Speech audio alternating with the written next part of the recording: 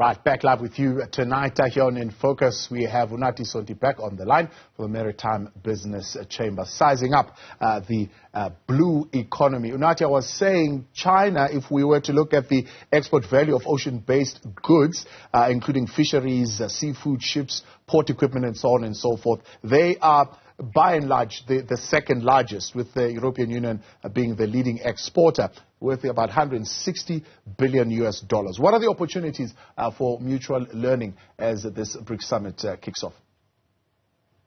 Thank you, Mr. Mdluli, and greetings to the viewers tonight. Remember, firstly, we need to appreciate the fact that the BRICS community on the bloc, it harnesses, quite a number of maritime opportunities. And as a bloc itself, it represents, I think, the largest in terms of the fishing vessels, as you have alluded to that, and also, trade vessels combined, in fact, as individual or single and as a combined bloc. That tells you the number of opportunities that then present if collaborated and put together in a proper way.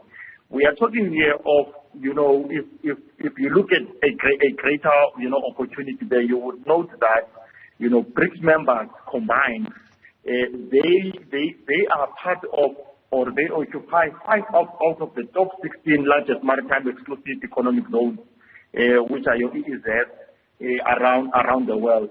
And that then, majority of that is dominated by maritime domain.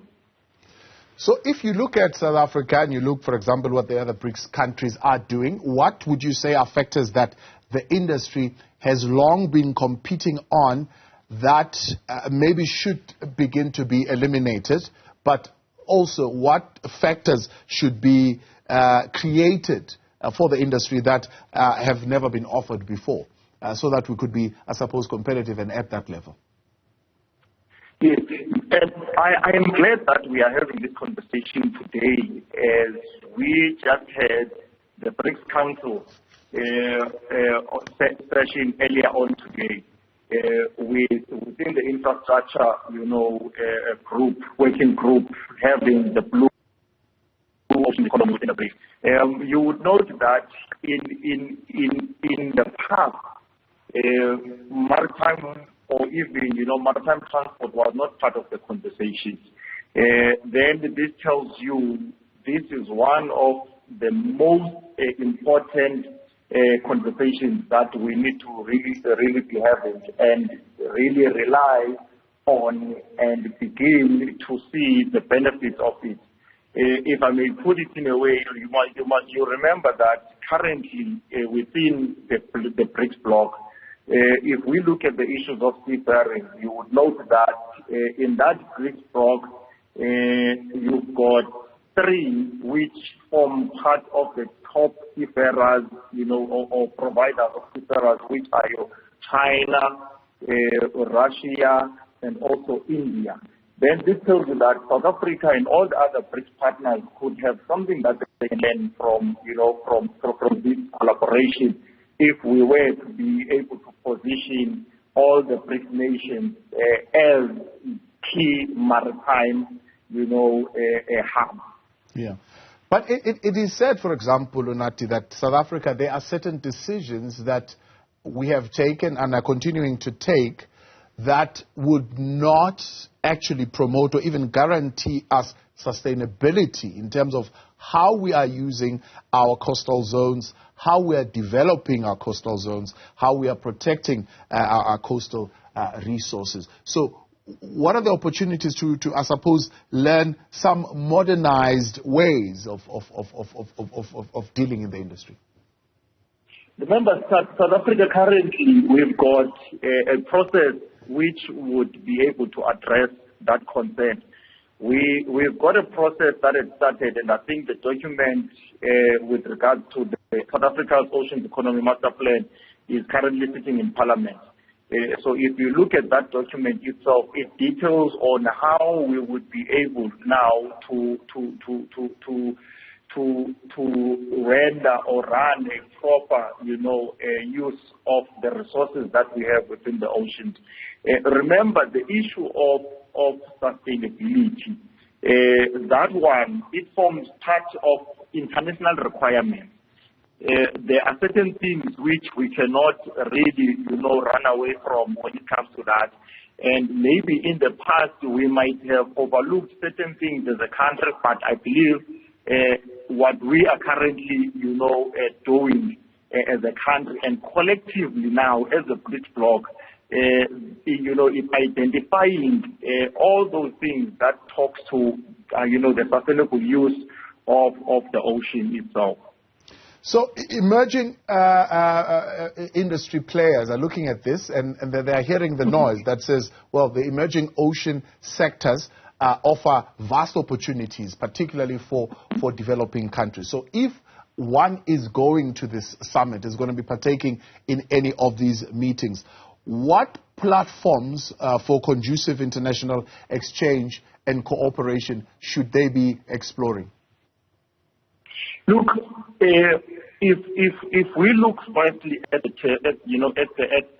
maritime territories and the economic claims of which South Africa stretches towards, you would note that we stretch towards the southwestern Indian Ocean and the Southern Ocean and the Southern Atlantic. If we are to look at possible opportunities and in those where we are engaging with the other role players, it will probably be a focus around the South Atlantic between Brazil and South Africa. And so if one goes into the summit, is more into looking at how do we then harness the opportunities that, preside within that coastline. You would remember that also has an interest around, the West Africa now. You would go there looking at how do we then bring in Nigeria, whom have also made an interest to be part of, the extended BRICS. When you sit and suppose you gauge where we are, and from your vantage point, how far are we from being a country developing an export-oriented economy with inland benefits?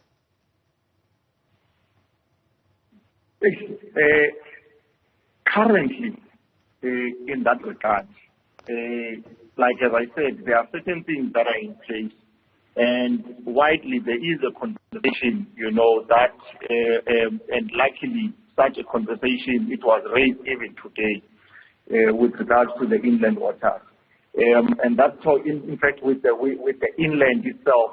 That talks to, the infrastructure development with regards to, the rail and the road access, so that we are able to harness the opportunity that we have, which talks to, exporting the resources that we have.